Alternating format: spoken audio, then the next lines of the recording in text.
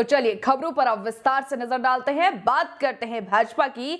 तो उत्तराखंड में एक तरफ जहां चुनाव खत्म हो गए हैं, अब 10 मार्च का इंतजार है, तो दूसरी तरफ भाजपा अब एक्टिव मोड पर है, जिसके तहत भाजपा के प्रदेश महामंत्री सुरेश भट्ट ने हल्द्वानी में एक बैठक की। देखिए। जी हां, भाजपा के प्रदेश महामंत्री सुरेश भट्ट के मुताबिक विधानसभा चुनाव में कार्यकर्ताओं को दिए गए दिशा निर्देश के आधार पर फीडबैक लिया जा रहा है। इसके अलावा पार्टी के अंदर जो लोग नए जुड़े हैं वो पार्टी को कैसे मजबूत कर सकते हैं, इस पर भी चर्चा की जा रही है।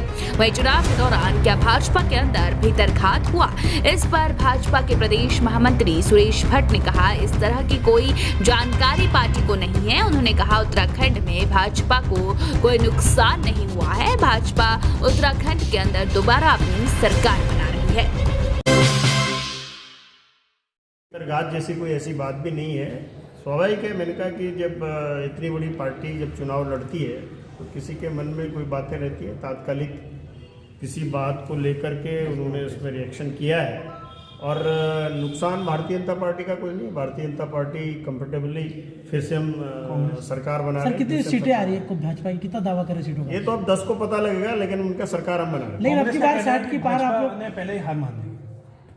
अब ये तो 10 तारीख को पता लग जाएगा सर। अब की बार इसमें अब क्या है, इसमें तो अब लड़ने से अब कोई अब फिर से हम वही इस समय हम अब चुनाव के मैदान में नहीं है, हमको कैनवेसिंग के मैदान में नहीं है। अब तो जो भी करना है जनता ने अपना निर्णय ईवीएम में डाल दिया, 10 तारीख को पता लग जाएगा। आपकी बार 60 हाँ, लोगों का माहौल जिस प्रकार से लोगों ने मत दिया है, जिस प्रकार से लोगों का माहौल था, जिस प्रकार से मातृशक्ति ने वोटिंग की है, उससे हम आश्वस्त हैं कि हम पुनः सरकार बना रहे हैं। बताओ कि अब यहाँ दोबारा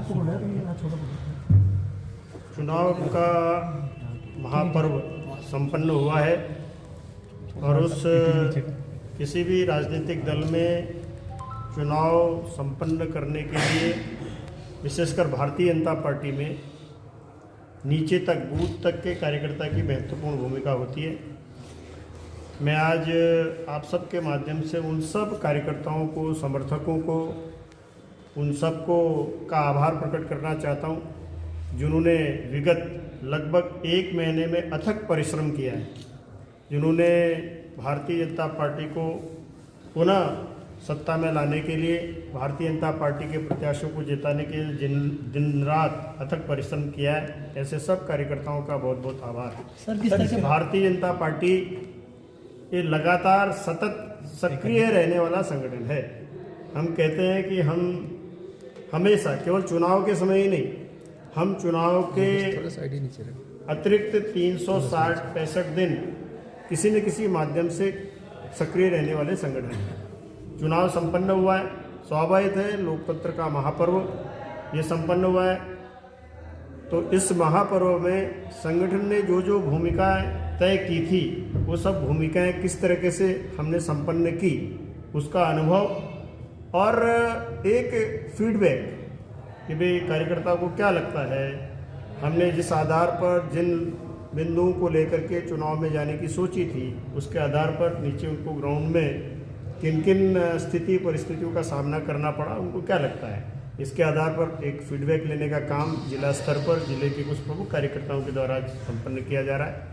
और चूँकि जब हम इतना बड़ा कार्यक्रम होता है, इतना बड़ा कोई लोकतंत्र का पर्व होता है, तो बहुत सारे नए नए लोग जुड़ते हैं, बहुत नए नए लोग नई नई ऊर्जा के साथ सामने आते हैं।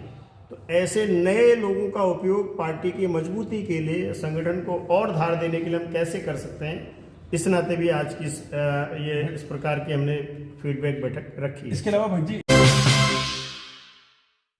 और गंगोत्री विधानसभा में चुनाव संपन्न होने के बाद सभी प्रत्याशी अपनी जीत हार का गुणाभाग कर रहे हैं। दूसरी तरफ कर्नल अजय कोठियाल आज 5 किलोमीटर पैदल सफर कर भटवाड़ी के सुदूर गांव पहुंचे।